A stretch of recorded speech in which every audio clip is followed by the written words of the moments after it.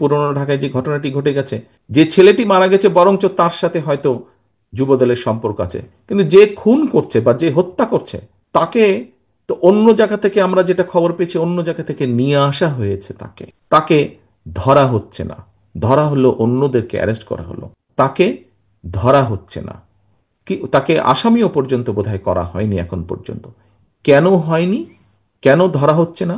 আমাদের পক্ষ থেকে তো একবারও বলা হয়নি যে তমুককে ধরা যাবে না, অমুককে ধরা যাবে, একবারও তো এই কথাটি বলা হয়নি। আমরা বরাবর বলে দিচ্ছি, একটু আগে যেটি আপনাদের সামনে বলেছি, বরাবর আমরা বলেছি অন্যায়কারী আইনের দৃষ্টিতে তার বিচার হবে। দলের সাথে তার কি সম্পর্ক, কিচ্ছু যায় আসে না তাতে। তাকে দল কোনো রকম প্রশ্রয় দিবে না। কেউ যদি কোনো অন্যায় করে থাকে, তাহলে প্রশাসন ধরছে না কেন তাকে? আমাদের এখানে রিজভী আহমেদ সাহেব পরিষ্কার বলেছেন, দলীয় অবস্থান থেকে আমাদের যা যা করা প্রয়োজন, আমরা প্রত্যেকটি যেটি যেটি জেনেছি, তদন্তের পরে যাদের যাদের সম্পর্কে প্রমাণিত হয়েছে অভিযোগ, আমরা আমাদের দলীয় অবস্থান থেকে তাদের বিরুদ্ধে ব্যবস্থা গ্রহণ করেছি। আইন শৃঙ্খলা বাহিনী কেন তাহলে বসে আছে? আইন শৃঙ্খলা বাহিনীকে চালায় কে? বিএনপি তো চালায় না, চালাচ্ছে তো সরকার।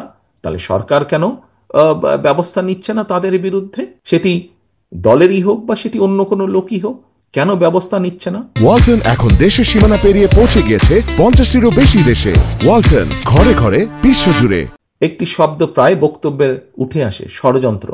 যা আগে বলেছিলাম 8 মাস 7 মাস আগে, তা এখনো বলছি। শুধু আমি একা বলছি না, যারা বিবেকবান সচেতন মানুষ, দেশপ্রেমিক মানুষ, প্রত্যেকটি মানুষ বলছেন এই কথাটা।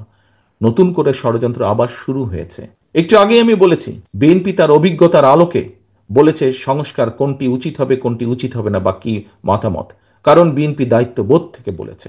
আমরা বরাবর এক কথা বলে এসেছি, আমরা সবসময় গণতন্ত্রে বিশ্বাস করি, বাংলাদেশের স্বাধীনতায় বিশ্বাস করি, বাংলাদেশের মানুষের সার্বভৌমত্ব, দেশের সার্বভৌমত্বে আমরা বিশ্বাস করি, মানুষের কথা বলার অধিকারে আমরা বিশ্বাস করি।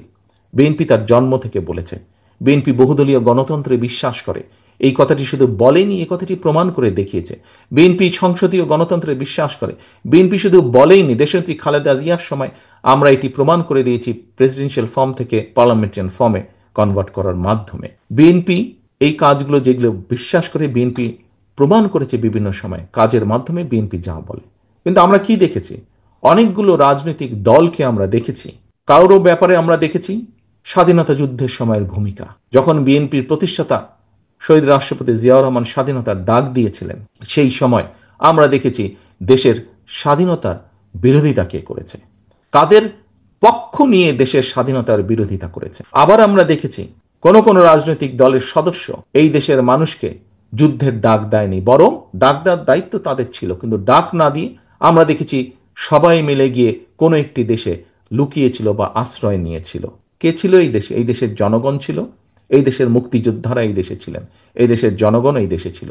এবং সেই মুক্তিযোদ্ধাদেরকে, যারা মুক্তিযুদ্ধ করেছেন, তারা বিভিন্ন সেক্টর কমান্ডারের অধীনে মুক্তিযুদ্ধ করেছেন। আজকে যদি বিএনপির অবস্থান থেকে আমরা বলি, আমরা কাউকে দেখেছি একটু দূরের একটি দেশের গান গাইতে, আবার কাউকে দেখেছি একদম প্রতিবেশী একটি দেশের গান গাইতে। এখন তো দেখা যাচ্ছে বিএনপি ছাড়া, বাংলাদেশ জাতীয়তাবাদী দল ছাড়া বিভিন্ন দল বিভিন্ন দেশের গান গাইছে বাংলাদেশে।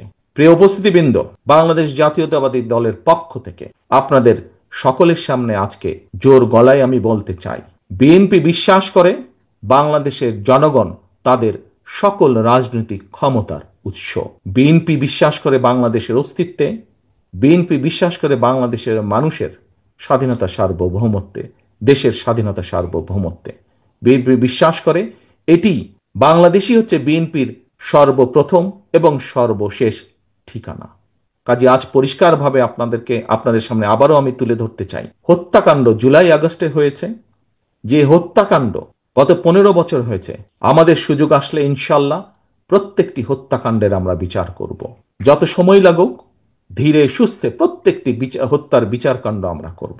আপনাদের সামনে পরিষ্কারভাবে আমি তুলে ধরতে চাই, 31 দফার মাধ্যমে আমরা জনগণের সামনে দেশকে গড়ে তোলার, রাষ্ট্র কাঠামোকে পুনর্গঠন করার যে পরিকল্পনা দিয়েছি, বাংলাদেশের মানুষের সমর্থন পেলে আমরা পূর্ণ উদ্যোগে সর্বোচ্চ প্রচেষ্টা দিয়ে আমরা 31 দফা বাস্তবায়নের চেষ্টা করব।